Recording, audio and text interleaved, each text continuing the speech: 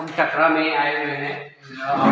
मैं जान रहे हैं हमको, मैं बहालिंडा खूंटी से आया हूँ। और सर को चेहरा दिखाइए। सर जो हमारे सुप्रीम लीडर जयपाल सिंह मार्ग मुमकिन के नाम से जाना जाता है, उनका सुपुत्र जैन जयपाल सिंह जी हमारे बीच में है।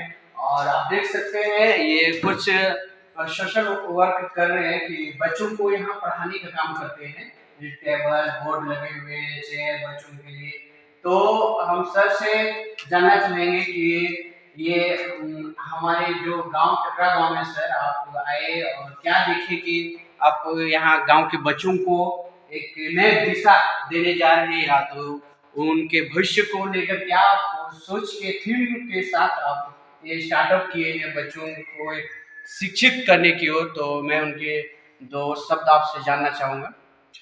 मैं यहाँ टकरा वापस लौटा कोविड के बाद, और भाई कौन सा महीना था, अभी दिसंबर महीना था। और यहाँ बैठ के मैं देखता था कि भाई यहाँ के हमारे छोटे बच्चे जो है ना, दिन भर यहीं बाहर खेत में खुला जगह में खेल रहे हैं। उनका कोई गाइडेंस नहीं था, उनका कोई ये नहीं था, मट्टी में खेल रहे हैं, जो भी है दिन बिताते थे। आप लोग तो जानते हैं कि गांव में सुबह में एक बार जो खाना मिला बासी भात, और उसके बाद शाम को जब माँ लौटेगी काम करने के बाद तो खाना पका के उनको खाना दिया जाता था। तो मुझे इस पर बहुत अफसोस लगा है कि 75 साल के बाद, जो हम आज़ादी बोलते हैं, उसके बाद भी हमारे गांव का यही स्थिति है। और इस गांव को अर्जुन मुंडा जी ने आदर्श गांव के नाम में घोषित भी किया है। तो मुझे बहुत ये था कि इस गांव में विकास का कुछ काम हो। बट यहाँ रहने के बाद देखा कि भाई जब तक आदमी अपने आप को हेल्प नहीं करेगा तो कोई दूसरा आदमी आपको हेल्प करने वाला नहीं है। तो उसी सोच के साथ से मैंने जो प्री स्कूल बच्चे हैं, जो बच्चे अभी तक स्कूल नहीं जाते हैं, उनके लिए यहाँ टकरा कम्युनिटी सेंटर का हॉल में एक प्ले स्कूल शुरू किया था। और पहले बार जब मैंने शुरू किया था उस टाइम तो मुझे CSR फंडिंग मिला था थोड़ा मोटा। तो यहाँ पर जब बच्चे आते हैं सुबह में उनको नाश्ता देते हैं, उसमें दलिया गुड़ के साथ, और जब पॉकेट में पैसा है तो कोई फल भी खरीद के दे देते थे, उनको दिया जाता था। और फिर यहाँ 3-4 घंटा बिताए थे। उसमें उनको कुछ ज़्यादा नहीं सिखाने का था, उनको खाली डिसिप्लिन देना था कि एक जगह बैठ के वो खुश रहें।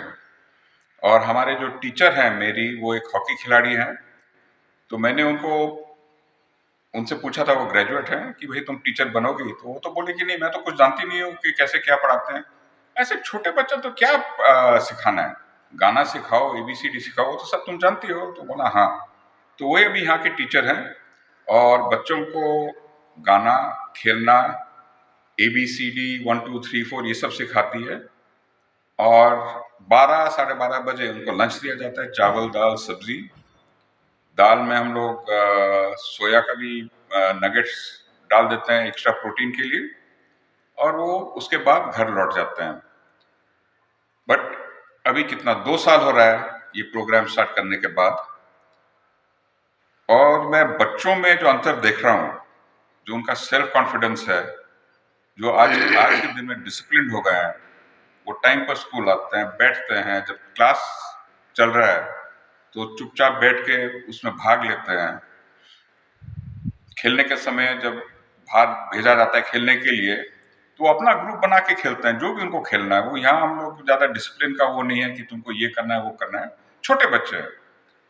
और उसके बाद पहले तो हॉकी का प्रोग्राम चल रहा था यहाँ पर, बट सितंबर महीना से हॉकी का प्रोग्राम बंद हो गया क्योंकि बारिश के चलते। और उसके बाद यहाँ गांव में अर्जुन मुंडा जी के माध्यम से एक स्टेडियम बन रहा है और ग्राउंड बन रहा है, और उसमें बहुत विलम्ब हो गया है।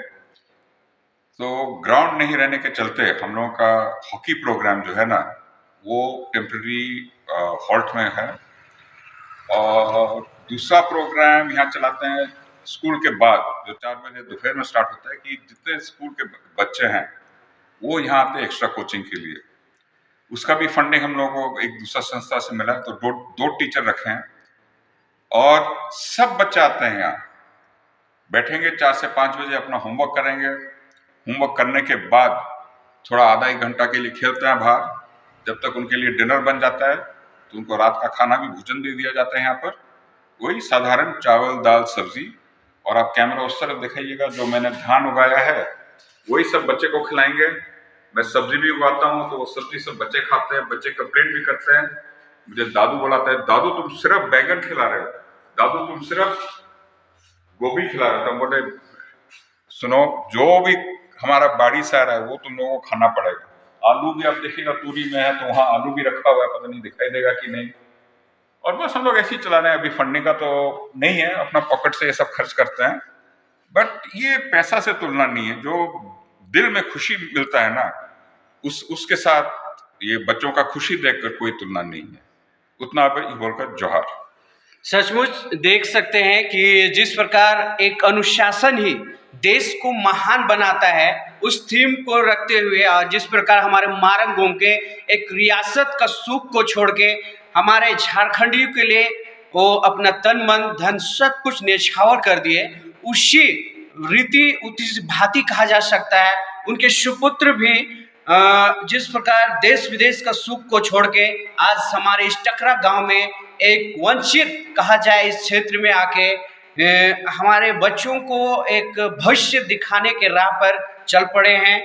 और आज हम उनके लिए एक संदेश देना चाहते हैं, जो असम, भूटान या रांची में अपने माँ बाप, अपने गांव, अपने देहात, अपने जंगल को छोड़ के चले जाते हैं और वहीं के बन के रह जाते हैं, और अपना माँ बाप, बूढ़े बूढ़ी बच्चों को दरकिनार करके वो हमेशा से उनसे दूर दूर हो जाते हैं, उनसे नाता कट सा जाता है।